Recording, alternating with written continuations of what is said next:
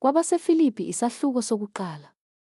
UPawulu noTimothewu, izinceku zikaKristu Jesu, kubo bonke abangcwele kuKristu Jesu abaseFilipi, kanye nababonisi namadiyakoni, makube kini umusa nokuthula okuvela kuNkulunkulu uBaba wethu naseNkosini uJesu Kristu. Ngiyambonga uNkulunkulu wami ekunikhumbuleni kwami konke ngezikhathi zonke ekunxuseni kwami konke ngani nonke, nginxusa ngokuthokoza, five ngenxa yokuhlanganyela kwenu evangelini, kusukela osukwini lokuqala kuze kube manje. Ngethembile ngempela yona lento ukuthi owaqala umsebenzi omuhle kinina uyakuwufeza kuze kube lusuku lukaKristu Jesu, njengalokhu kufanele ukuba ngibe nomqondo onjalo ngani nonke, njengokuba nginithwele enhliziyweni yami. Lokhu ekuboshweni kwami nasekulivikeleni, nasekuliqiniseni ivangeli nina nonke nihlanganyele nami emseni. Ngokuba uNkulunkulu ungufakazi wami wokuthi nginilangazelela kangakanani nonke ngesihe sikaJesu Kristu. Ngikhulekela lokhu ukuba uthando lwenu luvame kakhulu njalo ekwazini nasekuqondeni konke, ukuze nikwazi ukwahlukanisa, nize nibe mhlophe nabangakhubekisiyo kuze kube lusuku lukaKristu, nigcwaliswe ngezithelo zokulunga ezingaye uJesu Kristu. Kube yinkazimulo nodumo kuNkulunkulu. Kepha ngithanda ukuba nazi, bazalwane, ukuthi lokho okwangehlelayo kugcine kwaveza ukuqhubeka kwevangeli. Kwaze kwathi izibopho zami zabonakala enqabeni yonke nakubo bonke abanye ukuthi zingenxa kaKristu nokuthi iningi labazalwane eNkosini betholile ithemba ngezibopho zami bazuzile kakhulu isibindi sokukhuluma izwi likaNkulunkulu ngokungesabi. Abanye kambe bashumayela uKristu ngomhawu nangombango kepha abanye ngenhliziyo enhle, laba bashumayela ngothando, bazi ukuthi ngimiselwe ukuvikela ivangeli, kepha labo bamemezela uKristu ngombango kungenganhliziyo emhlophe, bethi baza kungivusela ukukhathazeka ekuboshweni kwami. Kunani pho? Nokho uKristu uyamenyezelwa ngezindlela zonke, noma ngokuzenzisa noma ngesiminya, kulokho-ke ngiyathokoza, yebo, ngiyakuthokoza, ngokuba ngiyazi ukuthi lokhu kuyakungenzela ukusindiswa ngokunxusa kwenu nangokusiza kukaMoya kaJesu Kristu. Njengokulangazela nokwethemba kwami ukuthi ayikho into engizakujabhiswa kuyo, kepha ngesibindi sonke, njengasezikhathini zonke namanje, uKristu uyakwenziwa mkhulu emzimbeni wami, nokuba kungokuphila nokuba kungokufa. Ngokuba kimina ukuphila kunguKristu, ukufa kuyinzuzo. Kepha uma ukuphila enyameni kuyisithelo somsebenzi kimi, angisakwazi engizakukhetha. Kepha ngiphakathi kokubili, nginesifiso sokumuka ngibe noKristu, ngokuba yikhona okuhle kakhulu, kanti-ke ukuhlala enyameni kuswelekile kakhulu ngenxa yenu.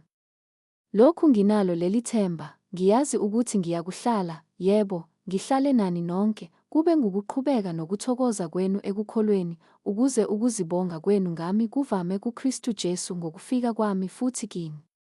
Kuphela hambani ngokufanele ivangeli likaKristu, kuze kuthi, noma ngiza nginibona noma ngingekho, ngizwe izindaba zenu zokuthi nimi niqinile emoyeni munye, nangomphefumulo munye nilwela inkolo yevangeli, ningethuswa ngalutho ngabamelene nani. Okuyisiboniso sokubhubha kubona kepha ngesokusindiswa kwenu, lokhu-ke kuvela kuNkulunkulu.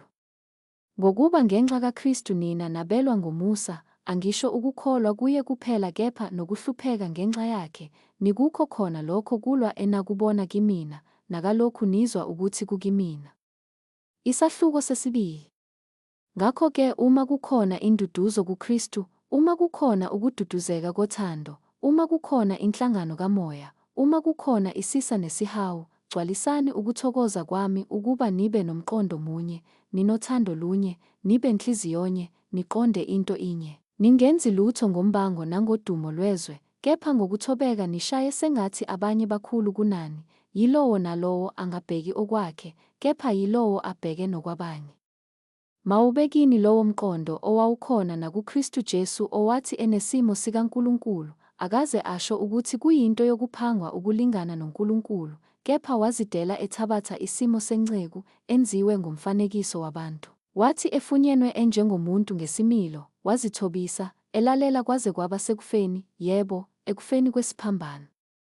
Ngalokho-ke uNkulunkulu wamphakamisa kakhulu, wamnika igama eliphezu kwamagama onke, ukuze kuthi ngegama likaJesu amadolo onke aguqe, awabasezulwini, nawabasemhlabeni, nawabangaphansi komhlaba. Nezilimi zonke zivume ngokuthi uJesu Kristu uyiNkosi, kube yinkazimulo kuNkulunkulu uYise.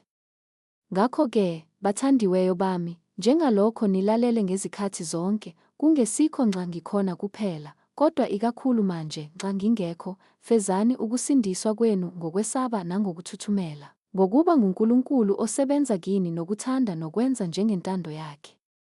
Yenzani konke ngokungakhononi nokungangabazi, ukuze nibe ngabangasolekiyo nabangenacala, abantwana bakaNkulunkulu abangenasici phakathi kwesizukulwane esiyisigwegwe nesiphambeneyo, enikhanya phakathi kwaso njengezinkanyiso ezweni. Nibambelele ezwini lokuphila, ngize ngibe nokuzibonga ngosuku lukaKristu ngokuthi angigijimelanga ize, angisebenzelanga ize.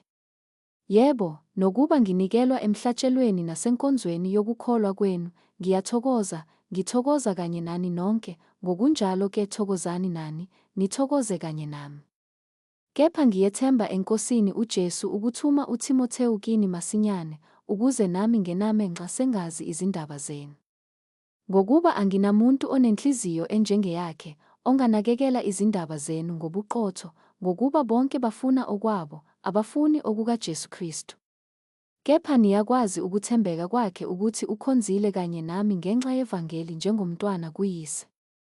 Yena-ke ngiyethemba ukumthuma masinyane, uma sengibonile ukuthi okuqondene nami kophelelaphi, kepha ngiyethemba eNkosini ukuthi nami ngizakuza eduzane. Kodwa ngibone ukuthi kudingekile ukuba ngithume kinina u-Epafrodithu, umzalwane nesisebenzi nebutho kanye nami, nesithunywa senu, isikhonzi ekusweleni kwami, lokhu wayenilangazelela nonke, eyaluza ngokuba nizwile ukuthi wayegula. Ngokuba nempela wayegula ephansi kokufa, kepha uNkulunkulu wamhawukela, kungeyena yedwa, wangihawukela nami, ukuze ngingabi nalusizi phezu kosizi. Ngalokho ngakhuthalela kakhulu ukumthuma, ukuze kuthi nxa senimbona futhi nithokoze, kimi kunciphe usizi. Ngakho-ke mamukeleni eNkosini ngokuthokoza konke, abanjalo-ke nibaphathe ngokubatusa, ngokuba ngenxa yomsebenzi kaKristu wacishe wafa ezidela amathambo, ukuze agcwalise okusileleyo ekungikhonzeni kwenu. Isahluko sesithathu. Elokugcina, bazalwane bami, thokozani eNkosini. Ukunilobela khona lokho angikwenqeni, kepha nina kuyanigcina.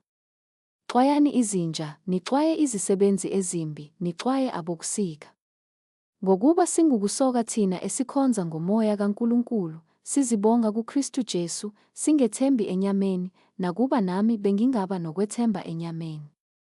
Uma omunye umuntu ecabanga ukuthi unokwethemba enyameni, mina kakhulu, ngasokwa ngosuku lwesishiyagalombili ngingowohlanga luka-Israyeli, owesizwe sakwaBenjamini, umHeberu wamaHeberu, ngokomthetho umFarisi. Ngokokushisekela ngingowazingela ibandla, ngokokulunga okusemthethweni ngingongasolekiyo.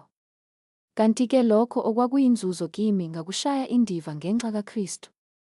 Yebo impela, konke ngikushaya indiva ngobukhulu bokumazi uKristu Jesu iNkosi yami, engilahlekelwe yikho konke ngenxa yakhe, ngikushaya izibi, ukuze ngizuze uKristu, ngifunyanwe kuyena. Ngingenakho ukulunga okungokwami okuya ngomthetho kodwa lokho okuya ngokukholwa nguKristu, ngisho ukulunga okuvela kuNkulunkulu ngokukholwa, ukuze ngimazi yena, namandla okuvuka kwakhe, nokuhlanganyela ezinhluphekweni zakhe. Ngimfuze ngokufa kwakhe, uma mhlawumbe ngingaze ngifinyelele ekuvukeni kwabafileyo.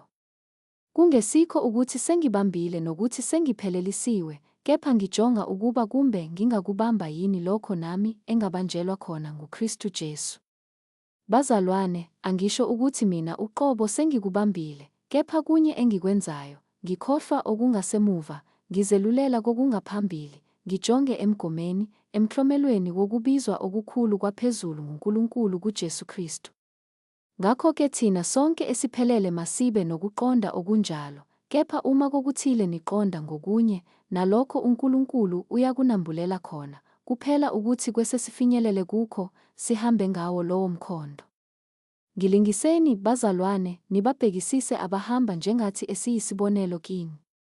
Ngokuba abaningi, enganitshela kaningi ngabo namanje nginitshela nangezinyembezi, bahamba beyizitha zesiphambano sikaKristu, abakuphela kwabo ngokubhujiswa, abankulunkulu wabo yisisu, nodumo lwabo lusehlazweni labo, abangabanaka okomhlaba.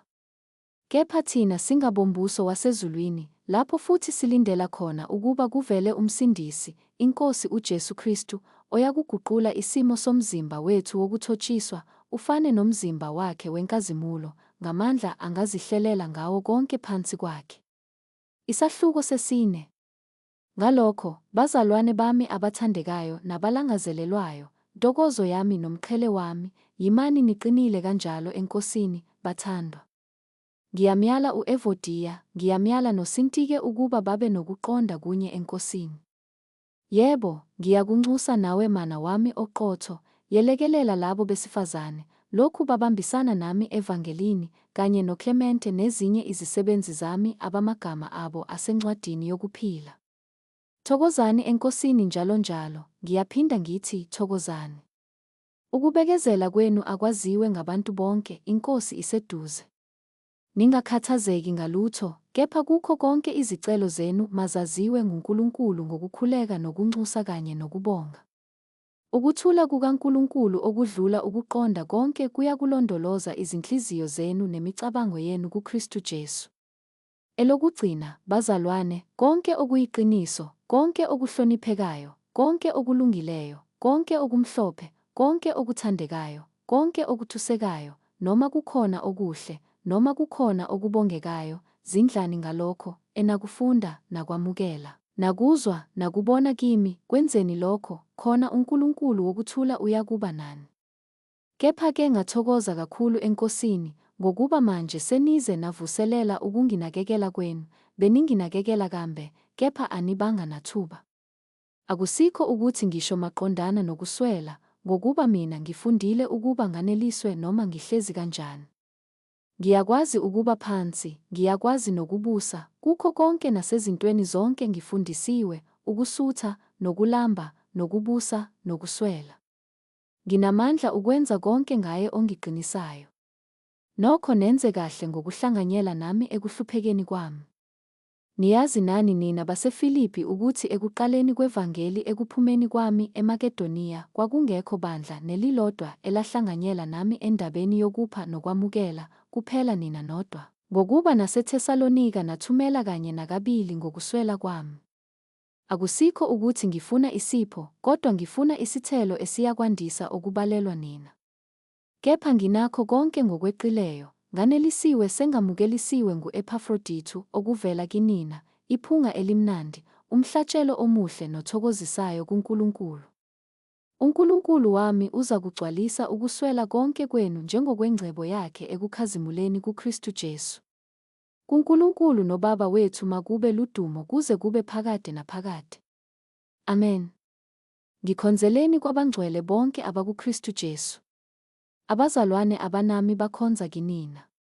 Abangcwele bonke bayakhonza kini, ikakhulu abendlu kaKesari. Umusa weNkosi uJesu Kristu mawube nomoya wenu.